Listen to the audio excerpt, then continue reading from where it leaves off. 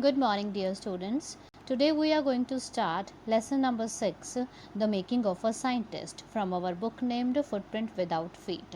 In this story, you will get to know that a curious child named Richard H. Ebright. You will also get to know about his curiosity to become a scientist.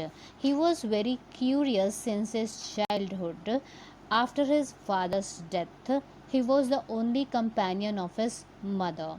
Let's see the sacrifices of his mother, or the appreciations or help of his mother, which proved fruitful in making a scientist.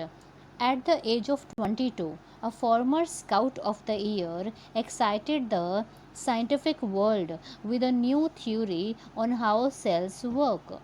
When Richard was in his college, at the age of 22 years old, along with his roommate, he had explained one theory on the topic how cells work.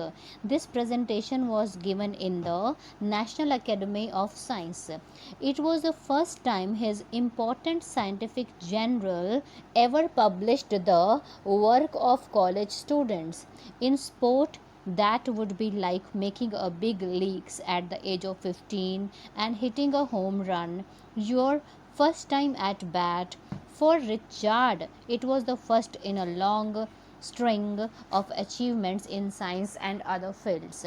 Children, here basically the writer wants to tell us, normally as you people are at the age of 15 or 16 years old, what mostly boys or student do, first time they touch the bat or hit the sixer, made a century, okay, hitting a home run, so few memories can bang for the whole life in you. Okay, let's see. But here for Richard, what was the important thing? Hitting a home run? No. For Richard, it was a first in a long string of achievements in science and other fields, and it all started with butterflies. So here basically the writer is telling to you that in Richard Ebright's life, since his childhood, he was curious to become a scientist. So here you are going to know that how it all starts with, okay, as only child, Ebright grew up north of Reading, Pennsylvania. There was not much I could do there. He said, I certainly I could not play football or baseball with a team of one, but there was one thing I could do, collect things. So he was a different kind of child. I mean to say, he was not like other children who used to play football or baseball, but he was having a curiosity to collect things. So he did, and did he ever. Beginning in kindergarten, means KG class, Ebright collected butterflies. When he was in the KG class, he used to collect the butterflies with the same determination that has marked all his activities. He also collected books. Here you can have his hobbies. Since his childhood, he used to collect the different butterflies and books also. He used to collect the rocks, different kind of rocks, fossils and coins. He became an eager astronomer too. Sometime the star gazing all the night, it was also one of his hobbies. Sometime he used to gaze at the stars during night. From the first, he had a driving curiosity. So here you are getting to know about his curiosities. First, he had a driving curiosity along with a bright mind. He also had a mother who encouraged his interest in learning. She took him on the trips. Here, children, you are getting to know the efforts of the mother of Richard H. Bright. Okay, so his mother used to encourage him in his learning. Okay, what she used to do? Number one, she used to take him on the trips, bought him telescope. What she got for him? Telescope, microscope, cameras, mounting material and other equipments that helped him in many other ways. I was his only companion until he started school. His mother said, children, look, this statement question can come. Okay, who was the only companion of the mother? That was her son, Richard H. Ebright. After that, I would bring home friends for him. but at night we just did things together. Richie, his mother used to call him Richie, was my whole life. After his father died, means when the husband of that lady died, that mother and son were the companion of the each others. At that time, Richard was in the third class, third grade. Mean to say, Richard has lost his father when he was in the third grade. That you will note it down with you. She and her son spent almost every evening at the dining room. During evening, they used to sit in the dining room or dining table. If he did not have things to do, I found work for him. Not physical work but learning things. His mother said, what did his mother say? His mother said that whenever he used to be free, she used to get him the books or learning things he wanted to learn. Whatever he liked, the same kind of interesting things his mother used to purchase or get for Richard, and learn he did. He earned top grades in the school on every day. Okay, thinks he was just like every other kids, his mother said. By the time he was in the second grade, when he was in the second grade, Ebright had collected all 25 species of butterfly. That you will note it down. When he was in the second grade, he had collected 25 species of butterflies found around his hometown. See following box.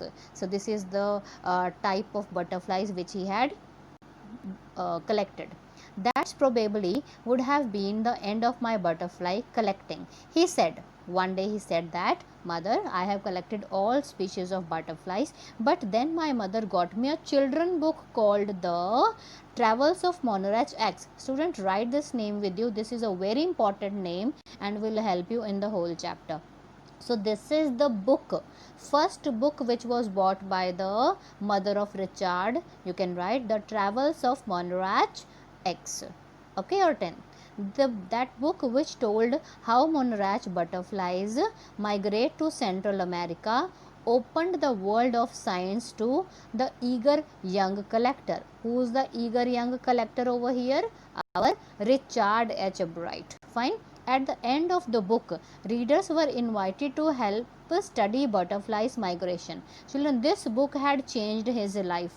Basically, you will get to know. When her mother gifted that book to him, when he read all the book, at the last of that book, there was very interesting surprise for him.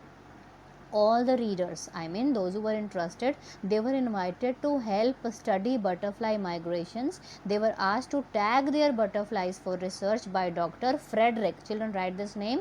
Dr. Frederick had invited the interested reader to be a part in his next writing or discovery. A Urquhart of the University of Toronto. He was in the University of Toronto, Canada. Ebright's mother wrote to this doctor, and soon Ebright was attaching light adhesive tags to the wings of Monarch. Anyone who found a tagged butterfly who was asked to send the tag to Dr. Urquhart, meant to say Urquhart. So here, with the help of the mother, that Ebright had attached or parceled his species of butterfly, whatever he has collected, to Dr. Urquhart in University of Toronto, Canada. The butterfly collecting season